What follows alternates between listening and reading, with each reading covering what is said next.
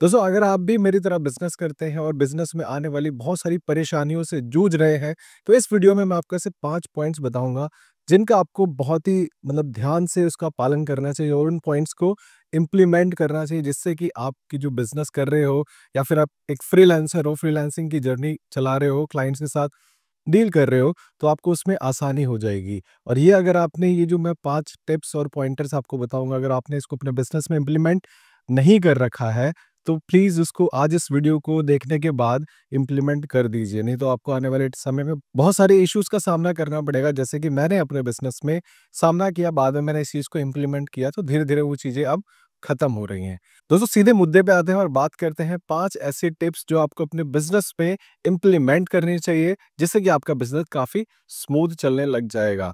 तो वह सबसे पहला रूल जो आपको बना लेना चाहिए वो ये कि a friend can't be your client और client can't be your friend. इस चीज़ को मैं थोड़ा समझा देता हूँ कि आप अगर ये सोचते हो कि मैं मेरे जो पहले क्लाइंट्स आएँगे मेरे दोस्तों से मिल जाएँ, हो सकता है कि आपको ऐसे दोस्तों से आपको डील्स मिल जाएँ, बिज़नेस मिल भी जाए।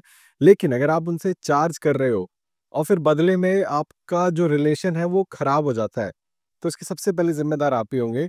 और अगर आप कोई क्लाइंट को ऑनबोर्ड कर रहे हो और उसके साथ काम कर रहे हो लंबे समय तक और इन फ्यूचर आप उसको अपना दोस्त बना ले रहे हो, तो भी मेरे दोस्त ध्यान रखना कि बाद में जाके आपको ना इश्यूज़ बहुत सारे आने वाले हैं।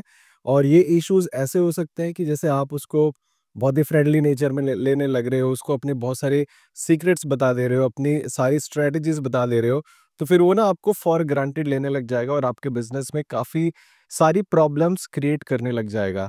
तो पहला रूल जो है इसको आपको इम्प्लीमेंट कर देना है कि like a friend can't be a client और client can't be a friend. तो इस चीज़ का ध्यान रखिए और अपने बिज़नेस में इस चीज़ को इम्प्लीमेंट करिए।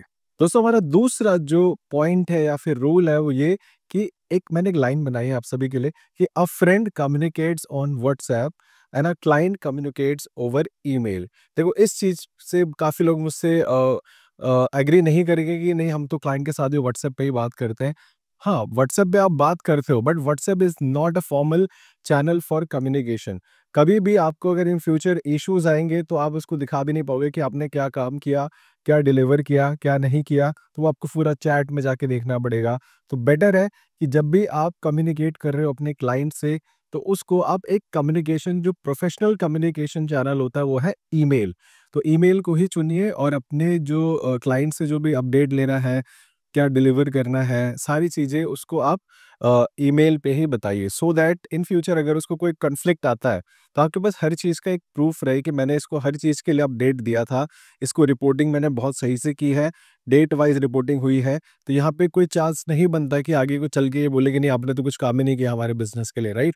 तो ये आपको समझना चाहिए कि एक एज़ अ बिज़नेस पर्सपेक्टिव से भी कि आप अगर किसी से बात कर रहे हो, थोड़ी बहुत बात आप व्हाट्सएप पे कर सकते हो बट ऑलवेज़ हैव अ जो प्रोफेशनल कम्युनिकेशन चैनल है, अपने ईमेल को ही रखिए। कुछ लोग मुझसे एग्री नहीं करेंगे बट अभी तो आप एग्री नहीं कर रहे हो बट फ्यूचर में जाके आपको इश्यू होने वाले हैं। तो आप हमेशा ईमेल को अपना प्रोफेशनल कम्युनिकेशन चैनल बनाइए और अपने क्लाइंट से ईमेल्स पे ही डिस्कशन करिए। छोटी-मोटी बातें आप व्हाट्सएप पे कर सकते हो, जैसे कि ग्रुप बना दिया। और ग्रुप के बदले में मैं आपको ये सजेस्ट करूँगा कि अगर आप जैसे स्लैक यूज़ कर लो, टीम्स यूज़ कर लो इंस्टेड ऑफ व्हाट्सएप का एक ग्रुप। वो बहुत ही अनप्रोफेशनल कम्युनिकेशन चैनल होता है। छोटे क्लाइंट्स के लिए आप कर सकते हो बट आप जब कुछ अच्छे बड़े प्राइवेट लिमिटेड कंपनीज़ के साथ काम कर रहे हो या फिर बड़ी फर्म्स के साथ काम कर रहे हो, तो ये चैनल्स बहुत ज़रूरी हो जाते हैं। क्योंकि फिर इन फ्यूचर आपको कॉन्फ्लिक्ट्स आएँगे, प्रॉब्लम्स आएँगी, तो उससे बचने के लिए इसको इम्प्लीमेंट ज़रूर करें। अब थोड़ी-सी बात करते हैं हमारे तीसरे जो रूल है, तीसरा जो पॉइंटर है जिसको आपको इम्प्लीमेंट करना चाहिए, वो तो सबसे पहले आना चाहिए बट मैंने इसको थर्ड पे किया क्योंकि मेरा जो माइंडसेट में आया, मैंने उसको अपने अकॉर्डिंगली किया। तो तीसरा जो रूल आपको इम्प्लीमेंट करना चाहिए कि scope of work should be clearly defined. अब ये लाइन जो मैंने आपको बोली है, इसको आप बाँध लो एकदम गाँठ बाँध के कि scope of work should be clearly defined before taking the advance payment. अब इस लाइन का मतलब ये है कि आपका scope of work clearly defined होना चाहिए ओवर द ईमेल कि आपको करना क्या है। अगर फॉर एग्जांपल आप वेबसाइट डेवलपमेंट की कंपनी चलाते हैं, जैसे हम सब वेबसाइट्स बनाते हैं, तो हमें ना बहुत सारा स्कोप ऑफ वर्क पहले ही डिफाइन करना पड़ता है, नहीं तो काफ़ी सारे लोग आपसे बार-बार सॉरी काफ़ी लोग आपसे बार-बार काम कराते रहते हैं, चेंजेस कराते रहते हैं, कराते रहते हैं, कराते रहते हैं, तो वो आपके लिए हेडेक बन सकता है। तो उसके लिए सबसे पहले स्कोप ऑफ वर्क डिफाइन कर लो कि फॉर एग्ज़ाम्पल अगर आप एसईओ करोगे या फिर आप वेबसाइट बनाओगे तो क्या काम रहने वाला है, कितना आप उनको डिलीवर करोगे। वेबसाइट में जैसे 5 पेजेज़ होंगे और इस तरीके की रेफ़रेंस वेबसाइट है, तो इस तरीके से वेबसाइट दिखेगी और मैं इसको डिलीवर करूँगा 2 से 3 हफ़्ते के अंदर और कंटेंट आप दोगे, है ना? नहीं तो बाद में दिक्कत आती है, ग्राफ़िक्स भी आप ही बनाओ, कंटेंट भी आप ही दो और सारी चीज़ें आप ही को करनी पड़ेगी, क्योंकि आपने कुछ डिफ़ाइन ही नहीं किया है। तो वो चीज़ आपको पहले क्लियरली डिफ़ाइन करना है और अगर आपने ये भी नहीं डिफ़ाइन किया कि मुझे कितने पेजेज़ बनाने हैं, तो आपने 5 पेज बना दिए, 10 पेज और बना दो, क्योंकि फिर आप अगर उसमें मेंशन कर देते हो कि नेक्स्ट जो पेजेज़ हम बनाएँगे, वो ₹500 पर पेजेज़ से चार्ज होगा। 5 पेजेज़ तक हम बना देंगे, इस जो पैकेज और डील आपको हम दे रहे हैं, प्रपोज़ल जो दे रहे हैं। नेक्स्ट अगर इसके अलावा कोई पेजेज़ आपको बनवाने हैं, तो that would be chargeable with this cost.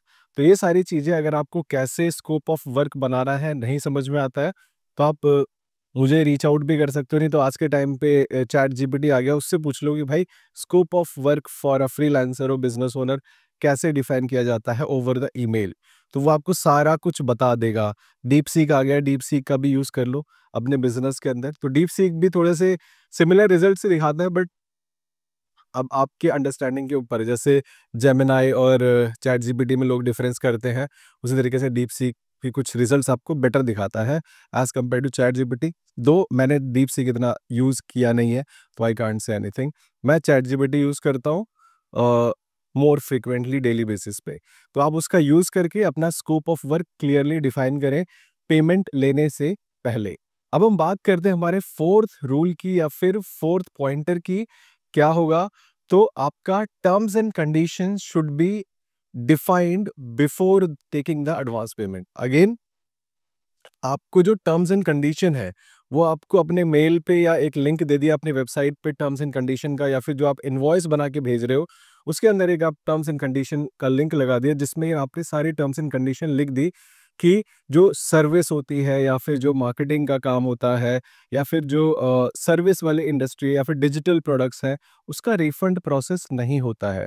क्योंकि इसमें आपको अपने set of hours clearly define करने पड़ेंगे कि मेरी टीम का या फिर मेरा इतने सेट ऑफ आवर्स लग चुके हैं, मतलब हमने इसमें लगा दिए। नहीं तो क्योंकि क्लाइंट वैल्यू नहीं करता, दे आर वेरी, मतलब उन्होंने पैसा दे दिया तो you are nothing for them. Payment करने के बाद वो बोलते हैं कि नहीं, बस तुम एकदम गधे की तरह मजदूरी करो। बट द थिंग इज, ये इंडियन क्लाइंट के साथ ज्यादा होता है। बाहर के clients as compare to these things उस चीज को समझते हैं। अब क्योंकि उनका वो इंफ्रास्ट्रक्चर, उनका माहौल उसी तरीके से बनाया हुआ है, तो उनके साथ इतना इशू नहीं होता। बट इंडियन क्लाइंट के साथ अगर आप काम कर रहे हो, तो ये सारी चीज़ें आपको स्पेसिफाई करनी पड़ेगी, नहीं तो आगे चल के आपको पता है कैसी धमकियाँ मिलती हैं या फिर चीज़ें मिलती हैं कि मैं तो कंज्यूमर कोर्ट में जा रहा हूँ, मैं लीगल एक्शन करने जा रहा हूँ, या फिर आप मेरा 100% रिफंड करो या फिर 50% रिफंड करो। ये सारी चीज़ें आपको आती है, बेशर्ते आपने कितनी भी मेहनत की हो, आपने बहुत टाइम लगाया हो, हर चीज़ को आपको मेंशन करना ज़रूरी है कि मैं इतने से इतने घंटे तक मैंने काम किया या फिर मेरी टीम ने आपको काम दिया, तो इस प्राइस के अंदर हम इतने घंटे काम करेंगे। और टर्म्स एंड कंडीशन में ओवर द ईमेल ये पहले ही क्लियर हो जाना चाहिए कि आपको मतलब उसमें कोई रिफंड प्रोसेस नहीं होगा, क्योंकि आपने तो काम करवा लिया, आपने अपनी टीम को पैसा दे दिया। अब फिर आगे से क्लाइंट आके बोलता है, आपने तो सैलरी पे कर दी, राइट? आगे से क्लाइंट आके बोलता है मुझे रिफंड कर दो। अब आप सैलरी थोड़ी मांगने जाओगे कि भाई जो मैंने सैलरी आपको दे दी वो नहीं रिफंड करो, क्लाइंट रिफंड मांग रहा है। तो ये चीज़ क्लियरली डिफाइंड होनी चाहिए, नहीं तो आपको बहुत चैलेंजेस फेस करने पड़ेंगे, स्पेशली इंडियन क्लाइंट्स के साथ। और 5th पॉइंटर है जो मैं आपको बताना चाहता हूँ। 5th पॉइंटर, कभी भी अपने जो क्लाइंट है उसको treat in a professional way, मतलब कभी भी भाई नहीं बोलना है या फिर कभी भी बहन नहीं बोलना है। ये गलतियां मैंने पास्ट में की, तो मैंने उससे सीखा और वही आपको मैं यहाँ पे बता रहा हूँ अपने एक्सपीरियंस से कि भाई कभी भी अपने क्लाइंट को भाई बोल के कभी भी प्रोनाउंस नहीं करना है। जैसे पहला पॉइंटर था, client can't be your friend और friend can't be your client. तो इस चीज का ध्यान रखिए और भाई करके प्रोनाउंस मत करिए। मे बी आप उसका नाम ले लो, हाय नाम। अगर आपको नाम लेने में संकोच होता है तो आप सर बोल सकते हो, मैडम बोल सकते हो। कभी भी भाई नहीं बोलना और ज़रूरत से ज़्यादा लेवरेज या फिर टाइम आपको नहीं देना। अगर आप काम कर रहे हो तो आप एक सेट ऑफ इंस्ट्रक्शन जो प्रोटोकॉल है अपना वो बना के रखो कि I will be available from 11:30 to 6:30 only. उसके आगे पीछे अगर आप मैसेज करते हो तो I am not able to response, क्योंकि मैंने वो टाइम सेट कर दिया, क्योंकि मेरे पास और भी प्रायोरिटीज़ है। मेरी अपनी खुद की फैमिली है, मेरा अपना खुद का फ्रेंड सर्कल है, मेरे अपने खुद के भी काम है, मेरी पर्सनल भी कोई लाइफ है, राइट? तो you have to define that thing very clear manner.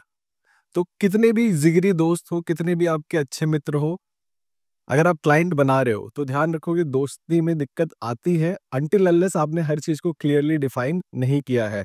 May be मैं 50% रॉन्ग हो सकता हूँ, क्योंकि बहुत लोग दोस्ती से ही स्टार्ट करते हैं और अपना बिजनेस बहुत नेक्स्ट लेवल लेके जाते हैं, तो वो सबके लिए वेरी करता है। बट मैंने एक आपको ये बताया जो सेट ऑफ रूल जैसे चलना चाहिए, राइट? तो अगर आपको लगता है कि ये रूल्स आपको फॉलो करने चाहिए, क्योंकि मैं स्ट्रिक्टली इस चीज़ को फॉलो कर रहा हूँ लास्ट 1 साल से, उससे पहले बहुत दिक्कत आती थी। तो हमारा मोस्टली काम होता है वेबसाइट डेवलपमेंट, उसके बाद हम सब एसईओ करते हैं और पेड एड्स। तो ये सारी चीज़ें अपन करते हैं। उसके बाद हमने एक और बिजनेस अपना स्टार्ट किया है होस्टिंग का। मतलब होस्ट हमने एक्वायर किया है paidboom.com को, जिस पे हम होस्टिंग सर्विसेज देते हैं, paidboom.com। तो अगर आप सबको भी वेबसाइट बनाने होती है और आप अगर एक एजेंसी है, तो आप सब भी टाइप कर सकते हो, आप सब भी रीच आउट कर सकते हो। हम सब आपके लिए स्पेशली मतलब काफ़ी अच्छे प्राइस पे आपको रेट दे सकते हैं इफ़ यू वांट। तो देखो, इस वीडियो का पर्सपेक्टिव यही था आपको ये बताना कि जो सेट ऑफ रूल्स है, अगर आप एक फ्रीलांसर है, एजेंसी है, तो ये सब चीज़ें आपको फॉलो करनी चाहिए। एजेंसी ओनर है, तो वो इस चीज़ का ध्यान रखें कि आपको ये प्रॉब्लम्स आएँगी और इसको ओवरकम करने के लिए ये रूल्स, जो 5 रूल मैंने तो सिर्फ 5 बताए, ऐसे बहुत सारे रूल्स हैं। आप थोड़ा-सा रिसर्च करके उन रूल्स को अपने बिज़नेस में इम्प्लीमेंट करिए और फिर देखिए आपको कितने अच्छे रिजल्ट्स और कितने अच्छे मतलब चीज़ें ऑन द ट्रैक ही रहेंगी।